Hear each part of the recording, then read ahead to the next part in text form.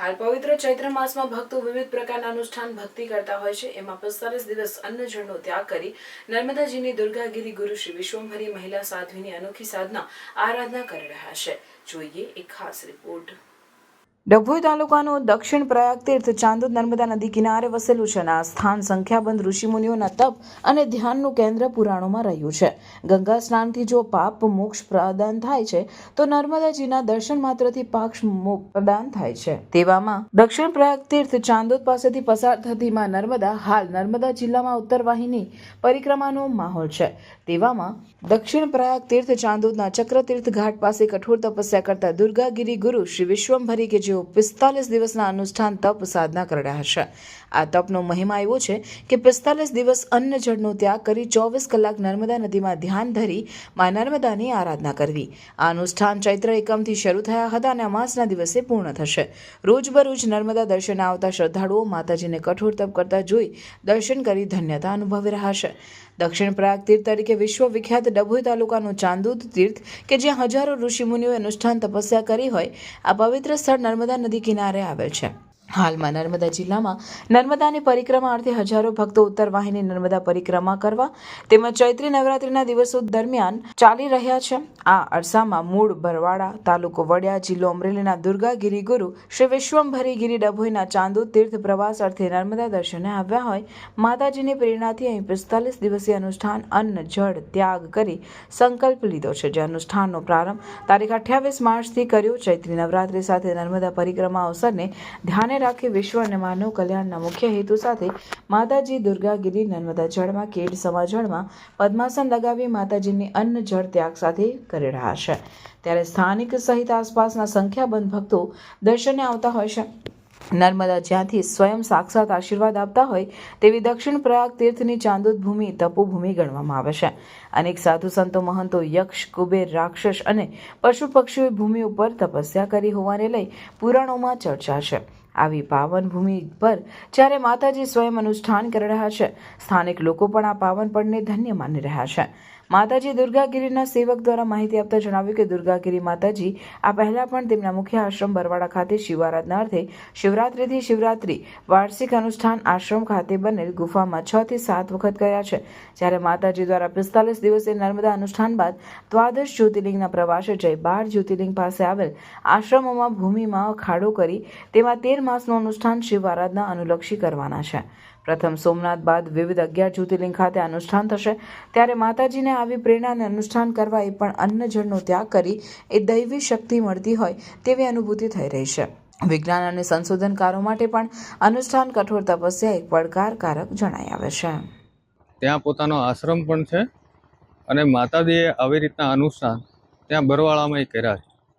માતાજીના 8 થી 9 જુદા જુદા આશ્રમો છે ને બરવાળાનું જે અનુષ્ઠાન છે માતાજીનું જે શિવરાત્રિથી શિવરાત્રિ એવા 6 થી 7 અનુષ્ઠાન આખા વર્ષના છે। હાલ અત્યારે અમે અહીંયા નર્મદાજીના દર્શન માટે નીકળ્યા હતા। એમાં ખાસ અમે અહીંયા સાણોદમાં ચક્રપાણી ઘાટ ઉપર અમે જ્યારે દર્શન માટે આવ્યા નર્મદાજીના માતાજીને પ્રેરણા થઈ કે મારે અહીંયા અનુષ્ઠાન કરવું છે। એટલે માતાજીએ આ જગ્યા પસંદ કરી અને નર્મદાજીએ આવકાર આપ્યો। એટલે આજે લગભગ 6થો દિવસ છે। માતાજી 45 દિવસ અન્ન પાણી લીધા વગર અહીંયા અનુષ્ઠાન માટે બેઠા છે। મુખ્ય આ અનુષ્ઠાન માટે પાછળનું કારણ શું? બસ જનહિત। કોઈ માતાજીનો ઉદ્દેશ એના પોતાના માટે નથી, એમ જન ઉદ્દેશ, જનનું બધાનું કલ્યાણ થાય એના માટેનો ઉદ્દેશ, બસ એ જ ઉદ્દેશ। આગામી દિવસોના માતા અનુષ્ઠાનના તપસ્યાના તે આયોજન થાય? આગામી દિવસોમાં 12 જ્યોતિર્લિંગના અહીંયા અનુષ્ઠાન 45 દિવસનું પૂરું થાય પછી બધા 12 જ્યોતિર્લિંગમાં એક મહિનાનું અનુષ્ઠાનનું આયોજન છે માતાજીનું પોતાનું, જ્યાં જમીનમાં ખાડો કરશે અને 1 મહિનો ત્યાં ખાડામાં અનુષ્ઠાન કરશે। ત્યાં પણ આમ અન્ન પાણી લીધા વગર એમનેમ જ બેઠા હોય।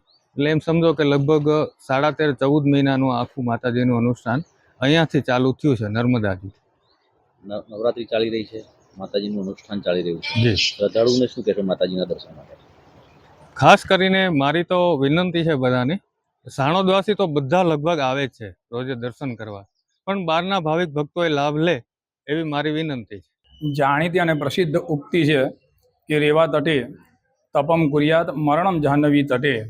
નર્મદાજીનો કિનારો એ તપ માટે ઉત્તમ છે અને કાશીમાં ગંગાજીના કિનારે મૃત્યુનું મહત્વ છે. તો નર્મદાજીના કિનારે અનેક ઋષિમુનિઓ, યક્ષો, કિન્નરો, ગંધર્વો, કુબેરો, પિશાચો, દેવો, દાનવો, પ્રાણીઓ, પક્ષીઓ દરેક જણે તપ કરેલા છે. અને એટલા માટે નર્મદાજીના કિનારાની તશુભૂમિ એ તપોભૂમિ છે. આવી જ વાતોથી આકર્ષે અને અત્યારે અમરેલી જિલ્લાના વતની દુર્ગા મૈયાજી નર્મદાજીના કિનારે તપ અનુષ્ઠાન માટે પધાર્યા છે. નર્મદાજીના જળમાં પદ્માસન વાળી અને કેડસમા પાણીમાં બેસી અને 45 દિવસના અનુષ્ઠાનોનો એમણે પ્રારંભ કર્યો છે. ભૂતકાળમાં પણ એમના વિશે એવું કહેવાય છે કે એમણે ઘણા બધા અનુષ્ઠાનો કર્યા છે.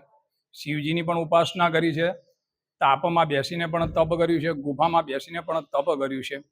આ વખતે આવું 45 દિવસનું અનશન વ્રત એ નર્મદાજીના કિનારે પ્રસિદ્ધ ચક્રતીર્થના ઘાટે બેસી અને કરી રહ્યા છે.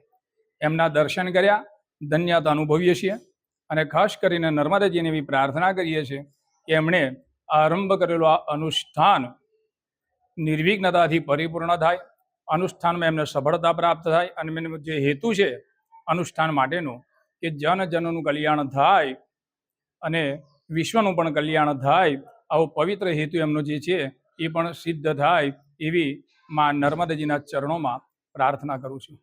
અસ્તુ નર્મદે હર.